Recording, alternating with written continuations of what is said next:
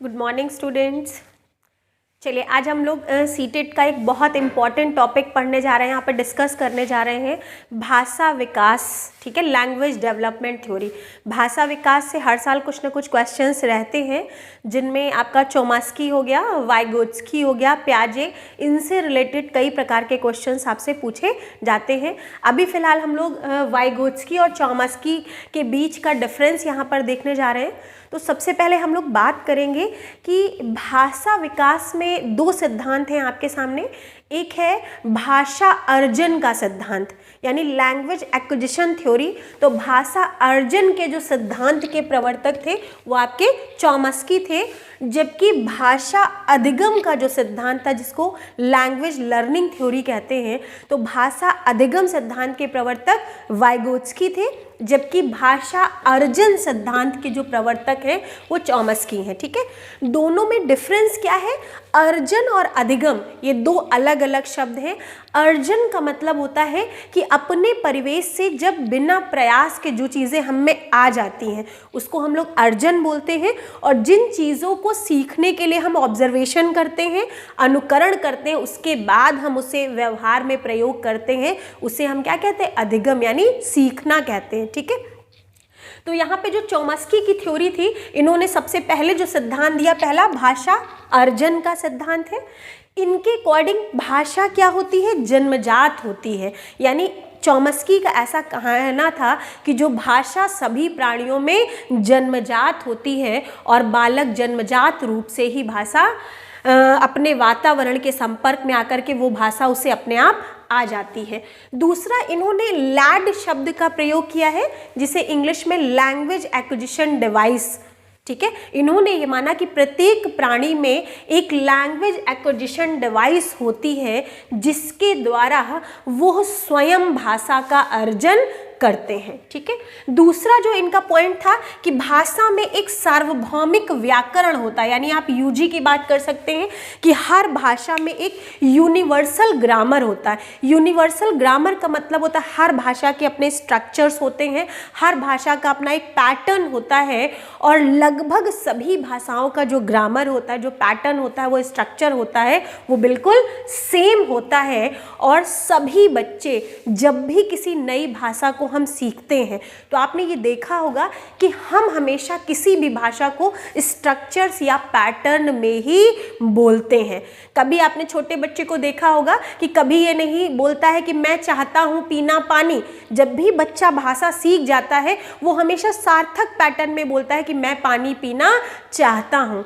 ठीक है, कभी कोई बच्चा नहीं बोलता है गोइंग एम आई, हमेशा हर बच्चा बोलता है कि आई एम गोइंग। यानी जैसे ही उसमें भाषा का सृजन होता है वो व्याकरण के दृष्टिकोण से बिल्कुल सार्थक भाषा या पैटर्न का ही प्रयोग करता है। ठीक है, नेक्स्ट पॉइंट यहाँ पे क्या लिखा हुआ है? जनरेटिव ग्रामर की बात करते हैं यहाँ पे चोमास्की कि मानव में व्याकरण को जनरेट या उत्पन्न करने की क्षमता होती है। यानी भाषा हम संपर्क में आने पर जैसे जैसे भाषा यानी नए नए शब्दों का हमें ज्ञान होता है, अपने आप से हम क्या करते हैं कि ग्रामर को खुद से जनरेट कर लेते हैं। यानी मानव में व्याकरण को जनरेट या उत्पन्न करने की क्षमता होती है, जिसके माध्यम से हम किसी भी नई भाषा का प्रयोग व्यवस्थित रूप से ही करते हैं। तो चोमास्की में आपको दो तीन पॉइंट्स याद रखने हैं चोमास्की में कि सबसे पहला भाषा अर्जन का सिद्धांत, यानी किस मनोवैज्ञानिक ने ये कहा है कि मानव में जो है ना भाषा क्या होती है? जन्मजात होती है, और वो जन्म से ही भाषा को अर्जित करता है। ठीक है, इसके बाद दूसरा शब्द है लैड की व्याख्या किसने की है? यानी लैंग्वेज एक्विजिशन डिवाइस की व्याख्या किसने की है? तो चोमास्की ने की है। इन्होंने ये माना कि हर व्यक्ति में एक लैंग्वेज एक्विजिशन डिवाइस पाई जाती है, जिसके माध्यम से वो स्वयं भाषा को अर्जित करते हैं। ठीक है, नेक्स्ट पॉइंट इनका क्या है? यूजी यूनिवर्सल ग्रामर की इन्होंने बात की। इन्होंने कहा कि जितनी भी भाषाएं हैं सब में एक सार्वभौमिक व्याकरण होता है, यानी यूनिवर्सल ग्रामर होता है, और सबके जो पैटर्न्स होते हैं, जो स्ट्रक्चर्स होते हैं, वो लगभग एक जैसे होते हैं। और जब भी हम किसी भाषा को प्रयोग करते हैं तो हम हमेशा स्ट्रक्चर्स या पैटर्न में ही भाषा का प्रयोग करते हैं। नेक्स्ट अगर हम बात करते हैं तो जनरेटिव ग्रामर की यहाँ पे हम बात कर रहे हैं कि प्रत्येक प्राणी में ग्रामर को जनरेट करने की क्षमता होती है और उसी के माध्यम से वो किसी भी नई भाषा का प्रयोग करना व्यवस्थित रूप से या व्याकरणगत सही रूप से सीख जाते हैं। ठीक है, इसके बाद हम वाइगोत्स्की की बात करते हैं। तो वाइगोत्स्की से लगभग बहुत सारे क्वेश्चंस हमारे बन जाते हैं। तो भाषा अधिगम का सिद्धांत, यानी अधिगम मतलब सीखने का सिद्धांत। तो वाइगोत्स्की ने ये कहा कि बालक जिस समाज और संस्कृति में रहता है वो उस समाज और संस्कृति के लोगों के साथ इंटरैक्ट होता है, यानी अंतःक्रिया करता है, नई नई चीज़ों का ऑब्जर्वेशन करता है और उसके बाद वो उस समाज और संस्कृति की भाषा को सीखता है। यानी इन्होंने सीखने शब्द का प्रयोग किया है। ठीक है, इसके बाद इन्होंने क्या बोला कि भाषा एक अहम रोल होता है कि जो भाषा होती है वो हमारे विचार की प्रक्रिया को प्रभावित करती है, यानी भाषा हमारे विचारों को प्रभावित करती है तथा हमारे संज्ञानात्मक विकास, संज्ञान शब्द का अर्थ होता है किसी चीज़ को जानना या पहचानना, तो हमारे संज्ञान के विकास के लिए या समझ के विकास के लिए भाषा बहुत आवश्यक होती है। ठीक है, इन्होंने क्या कहा, लगभग इन्होंने जो बात की वो सोशियो कल्चरल थ्योरी इनका है या सोशियो कंस्ट्रक्टिव थ्योरी के नाम से वाइगोत्स्की को जाना जाता है। तो इन्होंने जो कंसेप्ट दिया है कि भाषा समाज और सांस्कृतिक पृष्ठभूमि से सीखी जाती है। जहाँ पर समाज के साथ सांस्कृतिक पृष्ठभूमि की हम बात करेंगे, इसको SCL के नाम से भी जाना जाता है, सोशियो कल्चरल लैंग्वेज, यानी वाइगोत्स्की के सिद्धांत को SCL या सोशियो कल्चरल लैंग्वेज के नाम से भी जाना जाता है, जिसमें इन्होंने कहा कि भाषा समाज और सांस्कृतिक पृष्ठभूमि से ही सीखी जाती है। जो बालक जिस समाज और संस्कृति से संबंधित होता है वहाँ के लोगों का ऑब्जर्वेशन करता है, उनसे इंटरैक्ट होता है, उनके संपर्क में आता है और उस भाषा को वो ऑब्जर्वेशन के द्वारा या अनुकरण के द्वारा सीख लेता है। ठीक है, इसके बाद भाषा सामाजिक और सांस्कृतिक अंतःक्रिया से उत्पन्न होती है, यानी भाषा अच्छी तरीके से तभी डेवलप होगी जब हम लोगों के साथ इंटरैक्ट होंगे। जितना हमारा समाज और संस्कृति से संपर्क यानी इंटरेक्शन बढ़ता है वो भाषा हमें उतने ही बेहतर तरीके से आती है। सिद्धांत भी यही कहता है कि भाषा को बेहतर तरीके से सिखाने का माध्यम क्या होता है कि हमें बच्चों को ज़्यादा से ज़्यादा उस भाषा से संबंधित लोगों के संपर्क में आने का मौका देना चाहिए, उस नई भाषा को अधिक से अधिक प्रयोग करने का अवसर भी देना चाहिए। नेक्स्ट यहाँ पे देखिए वाइगोत्स्की ने एक शब्द प्रयोग किया है व्यक्तिगत वार्ता या निज वार्ता, जिसको हम लोग इंग्लिश में प्राइवेट स्पीच कहते हैं। इसके पहले आप लोगों ने सुना होगा कि एक अहम केंद्रित वार्ता होती है। इस शब्द का जो प्रयोग किया है वो हमारे यहाँ जीन पियाजे जी ने किया है। पियाजे ने अहम केंद्रित वार्ता का शब्द का प्रयोग किया है और उस अहम केंद्रित वार्ता को ही व्यक्तिगत वार्ता या निज वार्ता का नाम किसने दिया है, वाइगोत्स्की ने दिया है। वाइगोत्स्की का जो कंसेप्ट था कि जब बालक किसी काम को करता है तो आपने देखा होगा कि छोटे बच्चे जब किसी काम को करते हैं तो अपने आप खुद से बातें करते हैं। जैसे एक बार एग्जाम्पल में आया था, एक लड़की काम करते हुए ये कह रही है अरे मेरा वो नीला वाला पेन कहाँ चला गया, वो मुझे मिल नहीं रहा जिससे मैं हेडिंग डाल रही थी, अरे ये नहीं मैं तो ब्लू वाले की बात करती, यानी खुद से वो बात करता है। तो उस वार्ता को हम लोग क्या कहते हैं, निज वार्ता या व्यक्तिगत वार्ता। हम लोग नहीं, ये कहा किसने, वाइगोत्स्की ने कहा है कि जब बच्चा खुद से काम करते हुए खुद से बातें करता है तो इसका मतलब होता है, ये बहुत इंपॉर्टेंट होता है, इसका मतलब वो बच्चा अपने कार्यों को इंस्ट्रक्शन दे रहा है कि हमें किस दिशा में कार्य करना है, खुद को मॉनिटर कर रहा है, खुद को गाइड कर रहा है कि हमारा ये काम सही दिशा में होना चाहिए, ऐसे नहीं ऐसे होना चाहिए। तो इस वार्ता को व्यक्तिगत वार्ता या निज वार्ता के नाम से जाना जाता है, जो कि वाइगोत्स्की का कंसेप्ट है। ठीक है, इसके बाद वाइगोत्स्की ने एक और शब्द दिया है ZPD, zone of proximal development. तो ये क्या है, particular zone of proximal development एक एरिया है, सीखने का एक पर्टिकुलर दायरा है। ये दायरा कैसे होता है कि जैसे हम लोग यहाँ से एक रोल बना लेते हैं कि हम स्वयं से कितना सीख सकते थे, इतना, ठीक, और उस सीखते समय अगर कोई योग्य या अनुभवी व्यक्ति हमारी सहायता कर देता है, उससे हम कितना सीख पाएंगे। तो उन दोनों के बीच का जो गैप होता है, हो सकता है कि हम छोटे हैं, हम स्वयं से थोड़ा कम सीख पा रहे हो या हमें कोई कठिनाई हो रही हो, और इतने में उसी समय हमसे कोई योग्य या अनुभवी व्यक्ति आ जाए और हमें एक सपोर्ट दे दे, यानी हमारी सहायता दे, तो हमारे सीखने का दायरा क्या होगा, बढ़ जाएगा। तो जो ZPD zone of proximal development है वो एक प्रकार का सीखने का दायरा है, स्वयं से कर सकने और अपने से योग्य या अनुभवी व्यक्ति से सहायता प्राप्त करके सीखने के बीच का जो अंतर होता है वो आपका क्या कहलाता है, ZPD या जोन ऑफ प्रॉक्सिमल डेवलपमेंट कहलाता है। इतना क्लियर हो गया। इसके बाद एक शब्द यूज होता है स्कैफोल्डिंग, जिसको आप हिंदी में पाड़ या ढांचा भी कहते हैं।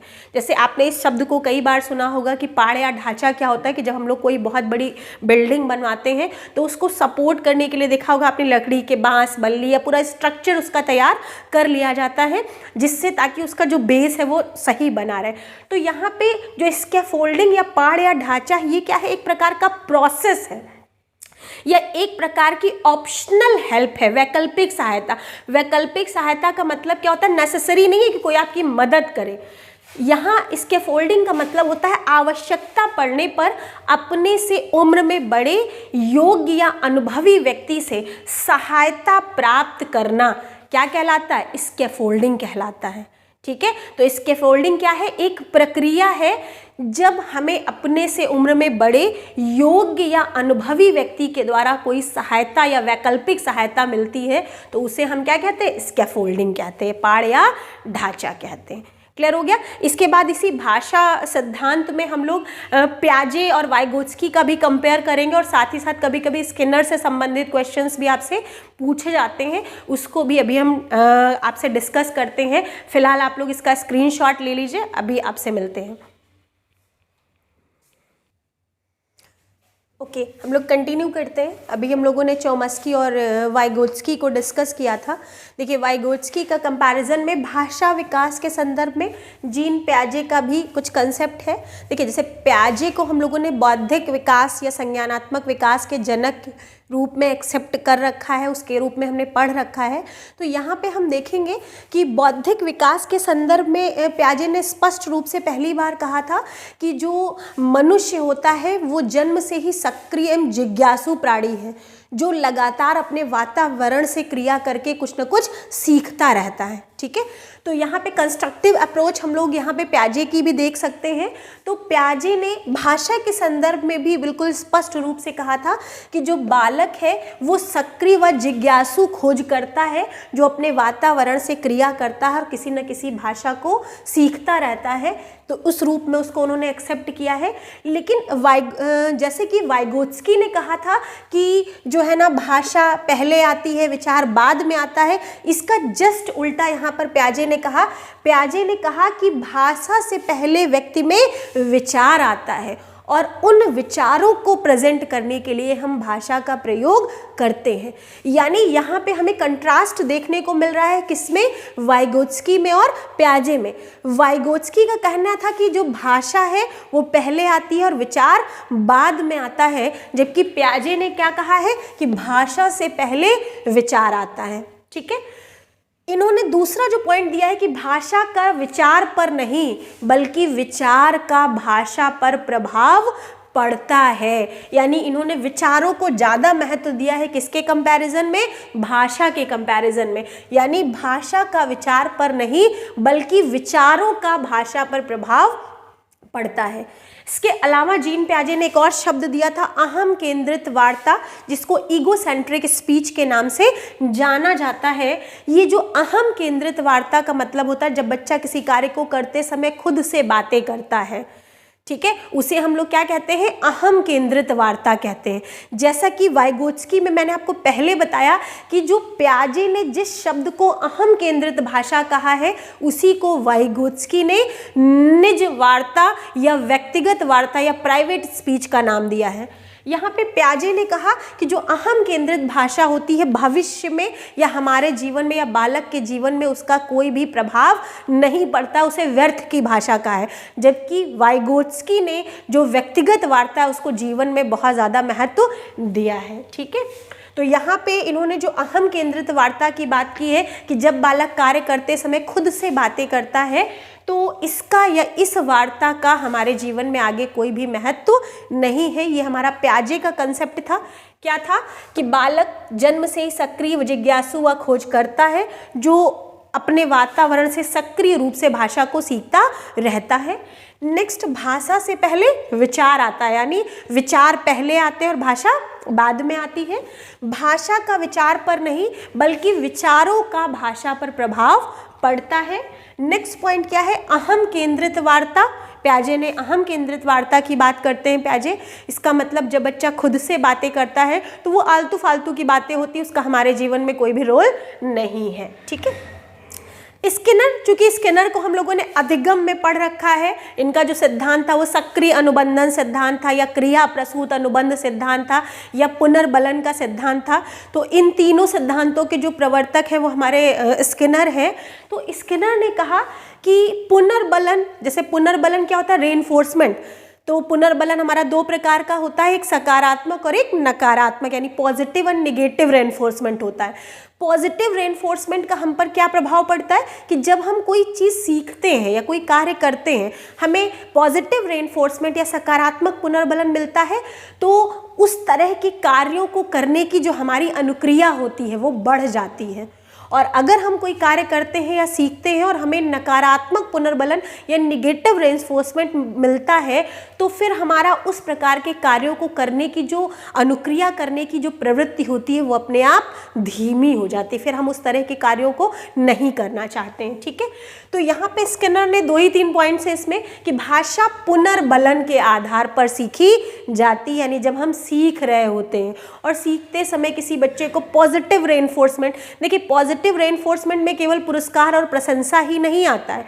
अगर बच्चा कोई कार्य कर रहा है तो उसको देख करके स्माइल करना, उसको प्रेज करना, हाँ में सिर हिलाना, इस तरह के जो उसके पास जाना, उसको पीठ पे हाथ रख के सपोर्ट करना, ये सारी चीज़ें भी जो होती हैं वो पॉजिटिव रेनफोर्समेंट में आती हैं। तो इन्होंने कहा कि जब बच्चे को भाषा सीखते समय इस तरह के रेनफोर्समेंट मिलते हैं तो उसके आधार पर बच्चा भाषा को और तेजी से सीखने लगता है। यानी सीखते समय जब हमें सकारात्मक पुनर्बलन मिलता है तो हम आसानी से या तीव्र गति से सीख लेते हैं।